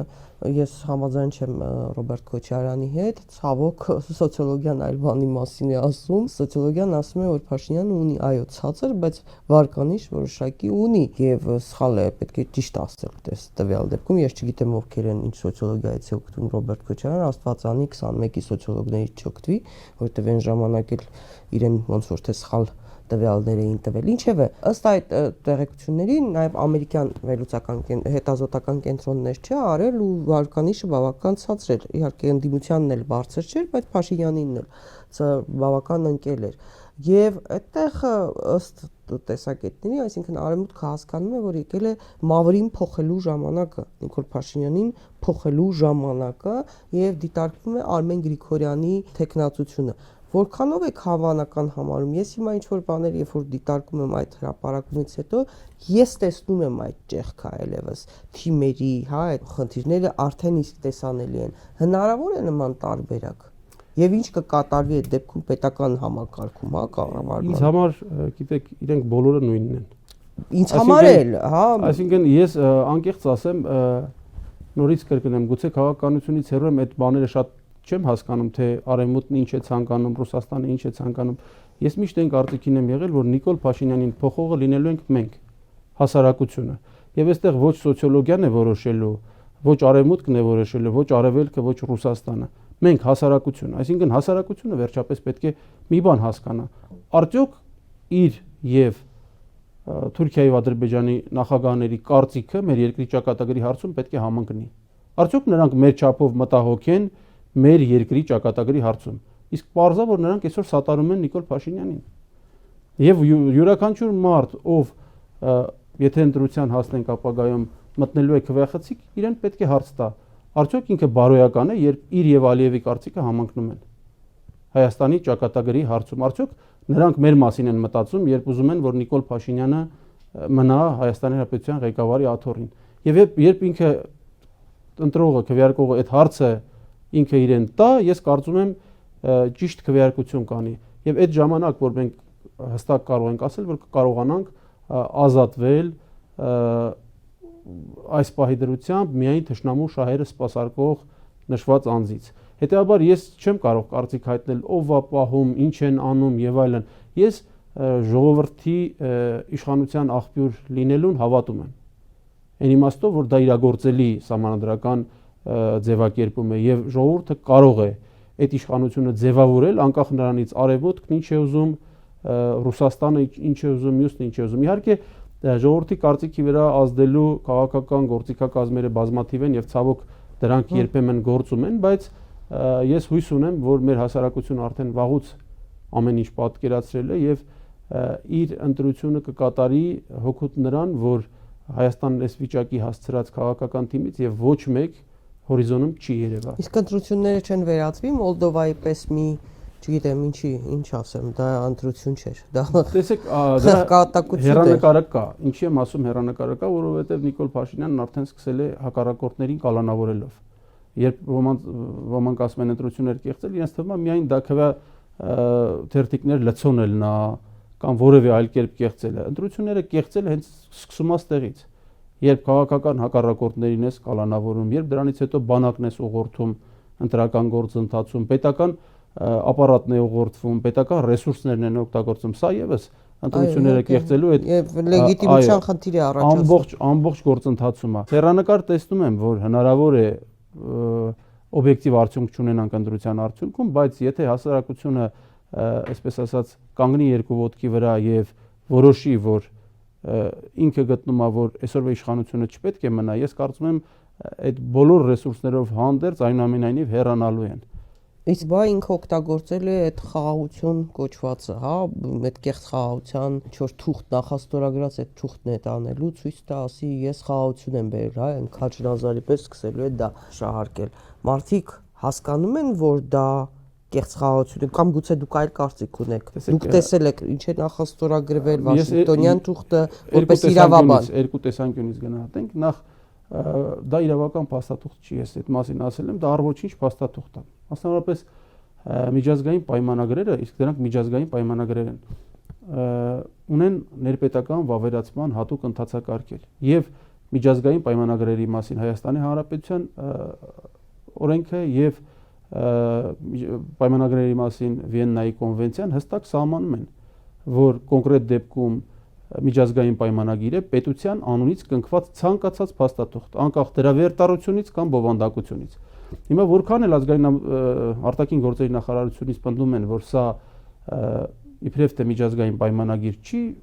բոլորս ենք հասկանում, որ սա միջազգային պայմանագիր է, պետության անունից կնքված թուղթ է եւ դա միջազգային պայմանագիր է։ Իսկ այդ միջազգային պայմանագիրը խորհրդարանական կառավարման կարգ ունեցող պետության վարչապետը իրավասու չէ միանձնյա ստորագրելու։ Սա իրավական մասը։ Սա եւս մեկ անգամ ցույց է տալիս, որ սա նախընտրական բուկլետի նման մի բան ընդամենը։ Բայց այդ որ հայտարարություն ընդունեցին, գուցե դա էին անում։ Հայտարարություն անցկացրեցին, չէ՞։ Այդ դա ներպետական, ոչ, ներպետական վավերացման ընթացակարգերը բոլորովին այլ են։ Դա պետք է անցնի ազգային ժողով, պետք է անցնի սահմանադրական դատարան եւ այլն եւ այլն։ Դա իրանք չեն պահել եւ ընդունում են, որ չեն պահել, ասում են սա միջազգային պայմանագիր չի։ Այսինքն իրանք էլ են համարում, որ սա միջազգային պայմանագիր չի, մի փաստաթուղթ է, էլի։ Սա իրականում միջազգային պայմանագիր է, անկախ դրա վերտարությունից։ Հետևաբար այս իմաստով եւս ակնհայտ է, որ սա նախընտրական ինչ-որ մի փաստաթուղթ են տվել Նիկոլ Փաշինյանի ձեռքը։ Դուք Վաշինգտոնին նկատի ունեք։ Այո։ Սա նախընտրական մի փաստաթուղթ են տվել Նիկոլ Փաշինյանի ձեռքը, որ գնա ընտրվի։ Այսինքն Ադրբեջանի եւ Թուրքիայի կողմից իրեն տրված մի նվեր փաստաթուղթ է, թե գնա կարող է սրանով հասարակությանը խափի համոզի ընտրվի։ Սա խաղաղության հետ կապ չունեցող փաստաթուղթ է, ես նորից եմ կրկնում։ Նաև այդ գործընթացում կնքված արտաքին գործերի նախարարների միջև նախաստորագրված իբրև թե խաղաղության պայմանագիրը, սրանք նորից եմ ասում նախընտրական, այսպես ասեմ, բոնուսներ են տրված Նիկոլ Փաշինյանին։ Հասարակությունը սա պետք է պատկերացնի։ Հասարակությունը ցավոք երբեմն եւ բոլոր հասարակությունները կարճ հիշողություն ունեն։ Պետք է հիշեն, թե 2020 թվականի պատերազմից հետո, նոյեմբերից հետո Ադրբեջանը ինչքան լուրեր միջև ընտրություններ։ Հիշում եք, բայց Ալիևը ինչ բացահայտեց, ասաց ինձ Նիկոլ Փաշինյանը խնդրել էր այդ վերելակային հանդիպումից հետո, ինձ խնդրել էր, որ հայտարարություններ ոչ մի բան մի արա, ես տեղի իշխանությունը ամրապնդեմ։ Դա դուք ասում եք միջև 20 թվականի, բայց 20 թվականից հետո, երբ արդեն պատերազմի արդյունքներով նոյեմբերի 9-ի այդ փաստաթուղթը կնքվեց, դրանից հետո Ադրբեջանը հիշեք միջև 2021 թվականի ընտրությունները պահում էր հարաբերական լռություն եւ 21 թվականին երբ Նիկոլ Փաշինյանը վերարտադրվեց, դրանից հետո ռազմավարական բարձունքները գրավեցին եւ 22-ի աշնանը եւ 23-ի գարնանը, դրանից հետո Արցախի այսպես ասած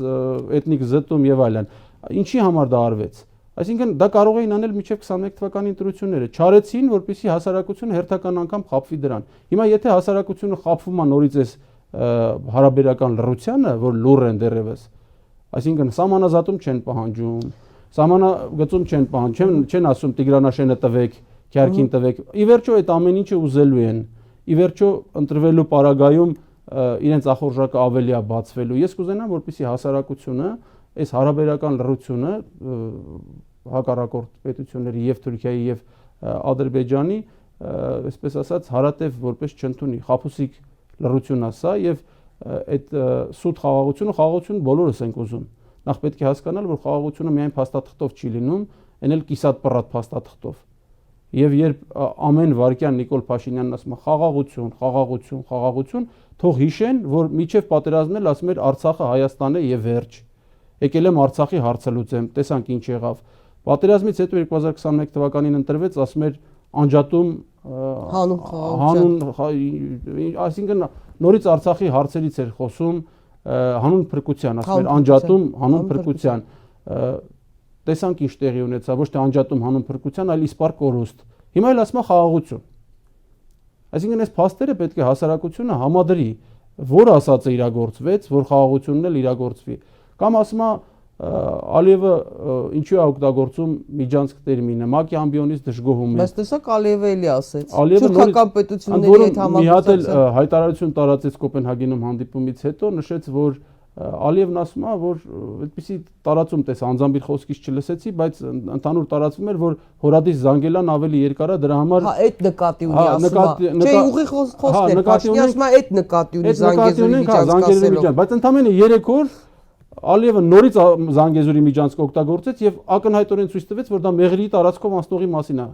խոսքը։ Հիմա ինքը ինչ կարող է ասել, բոլորս տեսել ենք, որ ասում է տառապանքներս փորձ ունի, որ Ալիևի ասածն իրագործվում։ Լավ, եթե ինքը միջանցք չէր տալիս, ինչի է գրել անխոչնդոտ կապ։ Այդ անխոչնդոտ բառը կարող են պարզաբանել, ինչ է նշանակում, կամ ինչի ուղիղ այդքան համարձակություն չունեն իշխանավորները ասելու, որ գիտեք, մեր սահմանապահները գործելու են, մեր մաքսային ծառայությունը գործելու է։ Ինչ որ սարքերի մասին են խոսում, թե միջազգային փորձ կա, որ սարքերով է հայտնաբերվում եւ այլն։ Լավ, այդ դեպքում ուրիշ հարց առաջանում։ Երբ խոսում եք իրավազորությունից, երբ խոսում եք ինքնիշխանությունից, այստեղ որպես իրավաբան ես իրավական այլ հարց կբարձրացնեմ։ Եթե վթար տեղի ունեցավ Մավան ելքով օրինակի համար այդ ճանապարհի վրա, որ քննիչն է կալանավորելու վարորդին։ Ադրբեջանցի վարորդին մեղրի քննիչը կալանավորելու է բերելու է մեր քրեակատարողական հիմնարկ։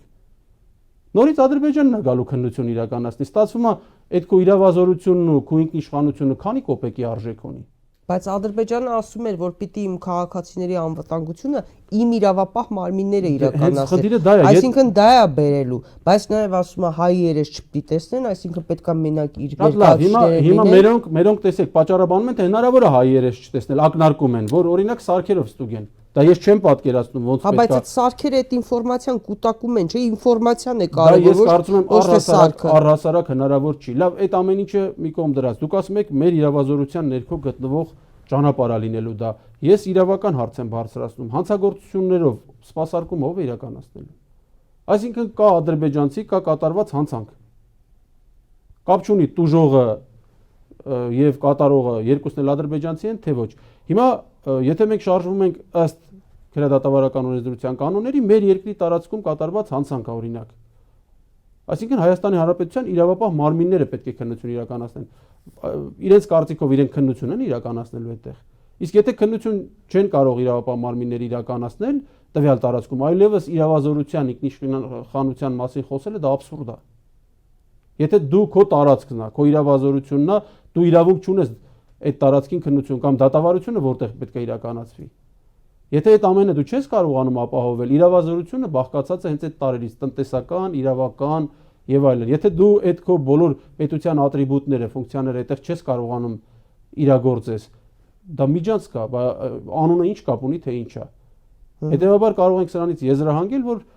հակառակորդը շատ ավելի ճիշտ տերմին է օգտագործում, որքան էլ իրենք դրանից հիստերիայի մեջ են ընկնում, փորձում են իբրև Չէ, նրանք բաց խոսում են, ասում են գնա հարցերը լուծի։ Հա, կամ տարբեր հարթություններում քննադատում են, բայց այդ հարցը դեմարդեն պետք է դնել եւ ստորագրելուց առաջ պետք է այդ հարցերին անդրադառնալ։ Հետևաբար այս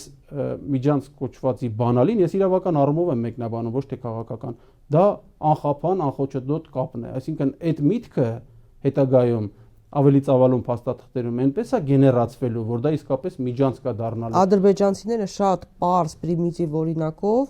պարոն Ասլանյանն ասում են նայեք Ռամիլ Սաֆարովը, որը կացնահարեց քնած հայ սպա Գուրգեն Մարգարյանին։ Ռամիլ Սաֆարովը եւ հերոսացվեց Ադրբեջանում, Հունգարիան արտահանձնեց, հերոսացրեցին նրան։ Ասում են, տեսեք մի օրինակ բերենք, Ռամիլ Սաֆարովը, ադրբեջանցիներն են ասում,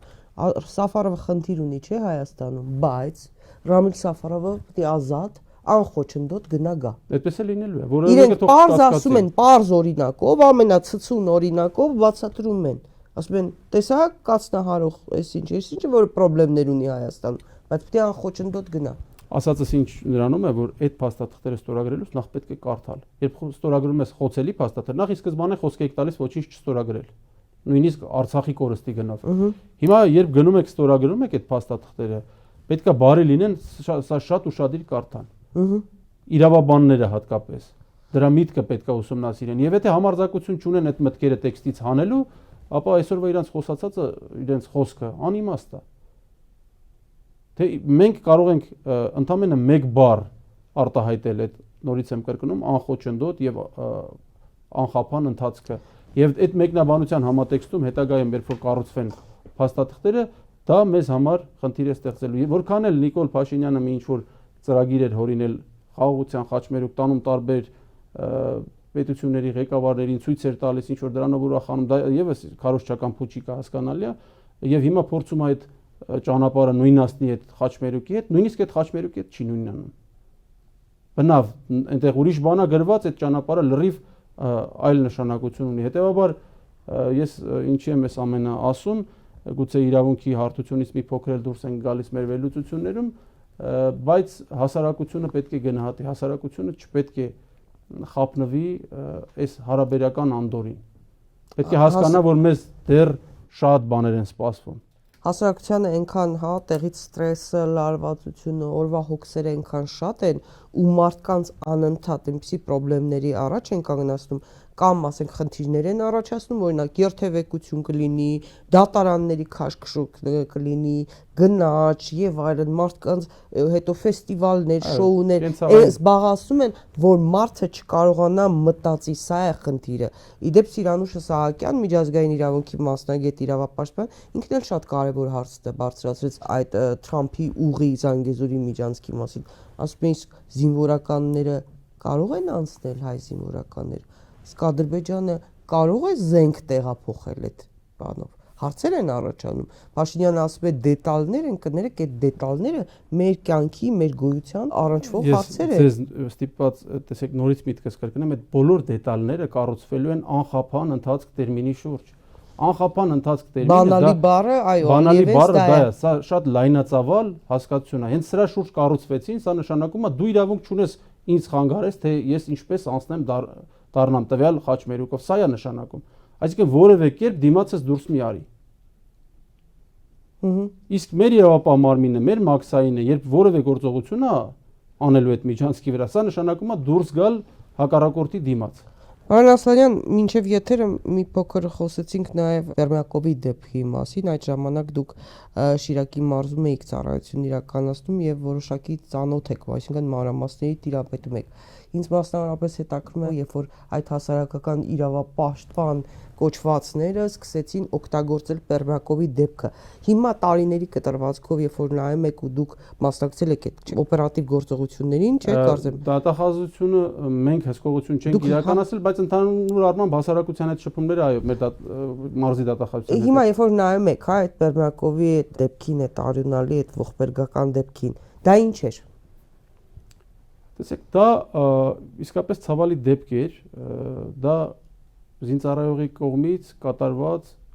բազմաթիվ անձանց սպանություն էր։ Սա ակնհայտ էր ընտանիքի սպանություն։ Դե պարզ էր, հա։ Ամբողջությամբ շարժառիթը, հանգամանքները ամբողջությամբ պարզված էին։ Աղանդների հետ կար, հիշում եմ, կապերից էին խոսում Պերմյակովի հետ չի եղել, Պերմյակովը գործովել հաստատվել, որ հոգեկան հիվանդությամբ տառապող անձ էր եւ Չիտայից նա զորակոչվել էր այդ հիվանդության պայմաններում, ես որքանով որ հիշում եմ, Չիտայում եւս Զինկոմերսարիատի գործողությունների մասով դեպքից հետո հարուցվեց քրեական գործ Ռուսաստանում։ Սա մի կողմից։ Բացի դրանից մենք պետք է հիշենք, որ 1999 թվականին էլ այդպիսի դեպք եղավ Գյումրու շուկայում եւ եթե չեմ սխալվում 3 զոհ էին եղել։ Այո։ Էլի ռուս զինծառայողի կրակոցի հետևանքով։ Իհարկե սա ընդունելի չի որևէ մեկիս համար, բայց նաեւ այդպիսի դեպքեր լինում են հատկապես տարբեր տարածքներում, տարբեր որտեղ ռազմաբազաներ կան տեղակայված, այդ թվում օտարերկրյա ռազմաբազաներ։ Այս ամեն ինչը տեղի ունեցել փաստ է, որևէ մեկը չի կարող հերքել եւ ցանկացածիս համար ցավալի երևույթ է, բայց ինձ համար նաեւ ցավալի էր այն, որ սա օգտագործվեց որոշ շրջանակների կողմից։ Այսինքն այդ շրջանակները ովքեր հակառուսական կրքերով այո, այդ շրջանակները ովքեր ներկայանում էին որպես քաղաքացիական հասարակության ներկայացուցիչներ, ես ժամանակին էլ էի ասում, որ բնավ քաղաքացիական չեն իրենք։ Իրենք հատուկ ուղղորդվող, վճարվող քաղաքական կոնկրետ նպատակներ ունեցող շրջանակներ էին եւ հասարակությանը փորձում էին տանել այն հունով, ինչպիսին իրենց հանձնարարված էր։ Ավելին ասեմ,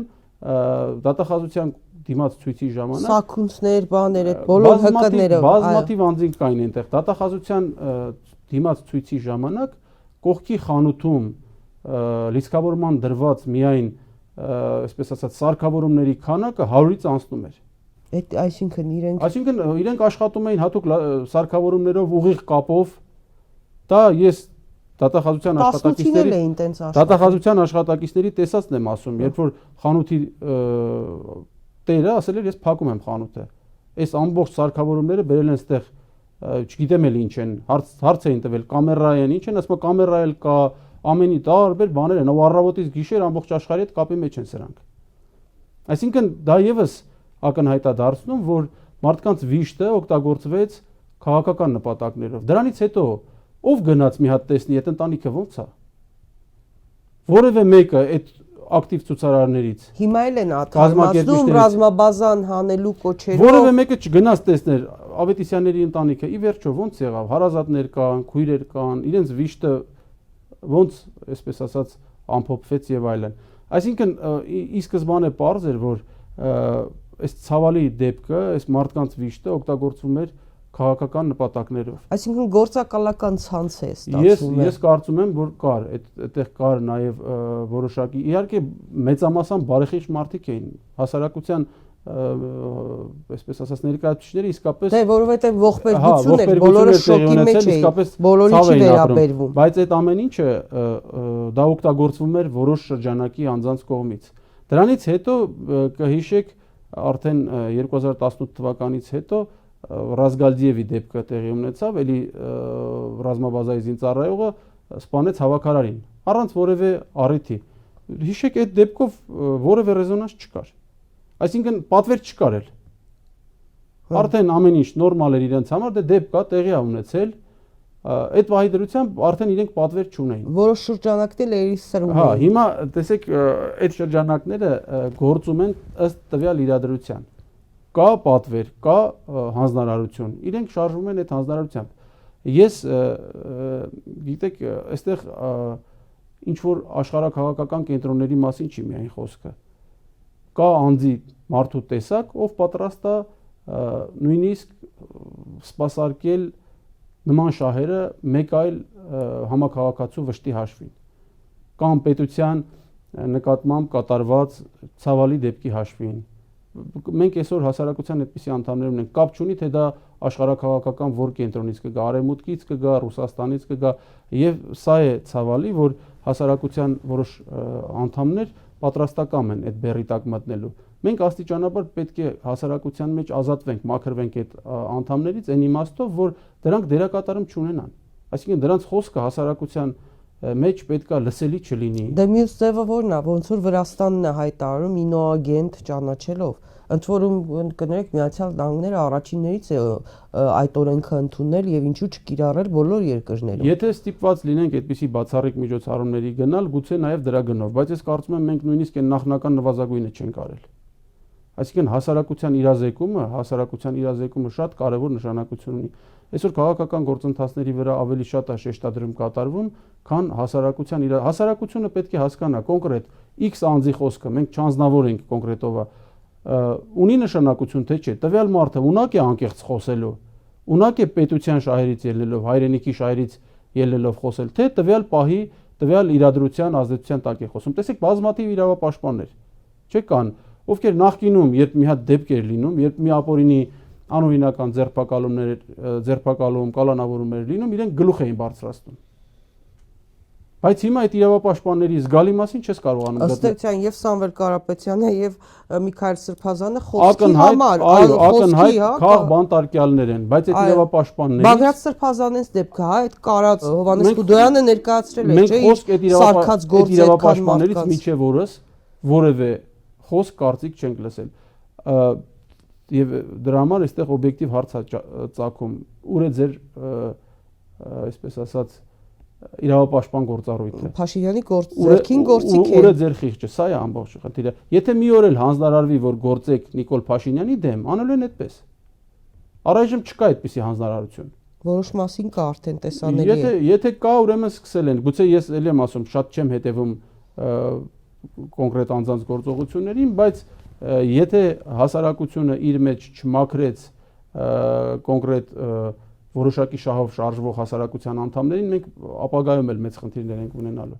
Ընդդիմության մասին էինք խոսում։ Պարակտում կա բնականաբար դա էլ կլինի տարաձայնություններ կլինեն եւ այլն, եւ թիմերի եւ լիդերների միջև գուցե, բայց ինձ համար տարօրինակ է մի բան, հա։ Տեսեք, Սամվել Կարապետյանը քաղաքական հայտ է ներկայացնում, խանդի տեսարան է գնում, ինչ որ շրջանակներ փորձում են իրենց կողմը տանել։ Մենք օրինակ ասում են ոչ երկրորդ, ոչ երրորդ նախագահի թիմերի հետ չենք ասոցացվելու, չենք միասին չենք գնալու ընտրությունների։ Ռոբերտ Քոչարյանը այլ բան է ասում, քաշելով, տանելով դեպի իրենց կողմ։ Տարաձայնություններ կան, բայց խանդի տեսարաններ էլ կան։ Արման Թաթոյանը հայտ է ներկայացրել, որ մտնում է մեծ քաղաքականություն։ Ես զարմանում եմ Նիկոլ Փաշինյանի թիմակիցները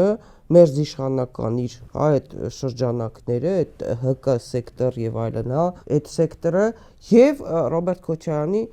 թևը, այսպես ասած, դաժանորեն, ասենք, հարձակվել են Արման Թաթոյանի վրա։ Ես չեմ հասկանում, ինչն է խնդիրը։ Մենք ուզում ենք, որպեսզի երկիրը դուրս գա այս վիճակից, որպեսզի փոփոխություններ լինեն, թե ամբիցիաների կռիվ է։ Սամվել Կարապետյանը ոչ մի քաղաքական բաներ չի հայտարարել, չէ՞։ Դեռ ինքը իր տեսլականն է ներկայացնում ուղերձների միջոցով կամ իր թիմակիցների միջոցով, բայց դեռ շատ բան մեզ հայտնի չէ, չէ՞։ Հիմա մարդը հայտ է ներկայացրել, ինչ վատ բան կա, որ թիրախավորում են։ Արման Թաթոյանը հայտ է ներկայացրել, ինչ վատ բան կա, որ թիրախավորում են։ Տեսեք, Նիկոլ Փաշինյանի եւ առհասարակ իշխանության գործողությունները այս իմաստով հասկանալի են։ Մարդիկ ուզում են իշխանությունը պահեն։ Հա։ Եվ այդ իշխանությունը պահելու գործընթացում ամեն ինչի պատրաստ են։ Այո, ամեն ինչի, ցանկացած գործիքի։ Իրենք դա ապացուցել են, եթե նույնիսկ պետք է, այսպես ասած, ընդհանուր բարոյականության, տրամաբանության սահմաններ հատել, հատում են։ Բայց ընդդիմության գործողությունները ինձ համար անհասկանալի են։ Ինչի համար։ Ընդդիմության վերջին ամիսների այս պարակտումը երկրորդ եւ երրորդ նախագահների թիմերի միջև այս ընդհանուր վիճաբանությունը իրար վիրավորելը ինձ համար բացարձակապես անընդունել է եւ անկողմնակալ դիտորդի մոտ տպավորություն է ձևավորում, որ ոչ թե հայրենիքի համար պայքար է, այլ աթոռի համար։ Սրանով ես մեկ անգամ էլ հրապարակային եմ անդրադարձել, սրանով Նիկոլ Փաշինյանի ջրաղացին են ջուր լցնում, այսինքն հերթական անգամ փորձում են նպաստել Նիկոլ Փաշինյանի վերարտադրությանը, մինչդեռ ընդդիմությունը պետք է միասնական լինի։ Այսինքն իրական ընդդիմադիր գործչին, իրական ընդդիմադիրը պետք է որևէ կերպ չքննադատի։ Մենք ցավոք այսօր այդ իրականության մեջ ենք։ Բայց ինչ էր բարձրացվել, ասում էին իմպիչմենտով։ Հա, չենք մտնում։ Իմ խոսքը չեմ ուզում քաղաքականացնեմ, որովհետև այդ իմպիչմենտի իրագործելիություն ճիշտ սխալ ես չեմ ուզում այդ հարցերին անդրադառնամ։ Նույնիսկ եթե ինչ-որ հարցում կա հակասություն, նույնիսկ ինչ-որ խնդիր կա, պետք չի դա բարձրաձայնել, պետք չի դա հասարակության սեփականությունը դարձնել, որպեսզի դա ցանկացած կերպով վերափոխվի հասարակական այլ տրամադրությունների։ Հիմա նույնը, եթե հասարակական կյանք է մտնում, քաղաքական կյանք է մտնում որևէ քաղաքական գործիչ։ Նույնը լինում է նաև առաջին եւ երկրորդ նախագահների։ Այո, այդպիսի բաներ լինում է, նաև պետք է խանդով չվերաբերվել։ Այսինքն խանդով չպետք է վերաբերվել։ Լավ, Արման Թաթոյանն ու Սամվել Կարապետյանը ովքեր իրապես եկել են եւ նպատակը այսօրվա իշխանության հերացումն է։ Այդպիսի ուժերին պետք է խանդով չվերաբերվել։ Ընդ որում ես որքանով հասկացա հրապարակային ելույթներում ասվում է, որ պետք է խանդով չվերաբերվենք, շատ ավելի լավ, որ եկել են, բոլորս պետք է ուրախ լինենք, որ ինչ որ քաղաքական ուժ կարող է ստանալ մեզանից ավելի ձայն։ Շատ լավ, այդ հրապարակային խոսքը պետք է տեսնենք իրագործված։ Պետք է բոլորս տեսնենք նույն Արման Թաթոյանի, ես Սամվել Կարապետյանին չեմ ճանաչում, ոչինչ չեմ կարող ասել, թեև որպես բարերար իր գործողությունները տեսել ենք, իր արածը տեսել ենք, Սամվել Կարապետյանը կարծում եմ Հայաստանի Հանրապետությունում իշխանությանը հավակնելու լիարժեք իրավունք ունի։ Այդ իրավունքը ինքը վաստակել է իր հայրենասիրությամբ, պետության հանդեպ իր արածով Արցախի եւ Հայաստանի հայրենիքում, այսպես ասած, իր տարբեր դրական դրսևորումներով։ Սամվել Կարապետյանը այսօր աշխարհի այն բացառիկ հայերից է, ովքեր կարող են կոնկրետ օրինակներով եւ հստակ ասել, որ իրենք մեծ օգնություն են ցուցաբերել հայրենիքին, բայց ցավոք սրտի գտնվում է կալանքի տակ։ Հիմա նույնը Արման Թաթոյանի մասով կուզենամ ասեմ։ Արման Թաթոյանի մասով ես Արման Թաթոյանին արդեն իմ համակուրսեցի։ Հա, դուք համակուրսեցի եք։ Այո, համակուրսեցի ընկերն է, Արման Թաթոյանը բացառիկ մարդկային հատկանիշներով օժտված, շատ գրագետ հայրենասեր տղա է։ Այսինքն Արման Թաթոյանի մուտքը քաղաքականություն պետք է ցանկացած առումով իրական ընդդիմադիրների կողմից ոչ թե քարկոծվեր, այլ ողջունվեր։ Ես հակառակը, օրինակ, ավելի շուտ էի սպասում նման քայլի եւ մի փոքր էլ կարծում եմ, որ հապաղեց քաղաքականություն մտնելով, արդեն տեսա, որ այդպիսի հայտարարություն արեց։ Արման Թաթոյանի մասով միայն կարող եմ ասել, որ միանշանակ լիարժեք դարձյալ իրավունք ունի հավակնել Հայաստանի Հանրապետության ղեկավարի աթոռին, ընդ որում թող չափազանցություն չթվա, Արման Թաթոյանը իր անձնային հատկանիշներով գերազանցում է շատերին։ Մեկը կարող է ասել փորձառություն, մեկն ասի, բայց փորձառություն ունի 4 տարի նախագահ եմ, չէ, դե մենք ունենք հավակնող նախագահներ եւ այլն, բայց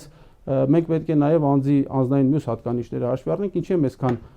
ծավալվում կոնկրետ Արման Թաթոյանի հատկանիշների մասով, քանի որ անձամբ եմ ճանաչում։ Այսինքն 6 տարի մենք նույն լսարանում ենք նստել։ Հետևաբար ես ինքս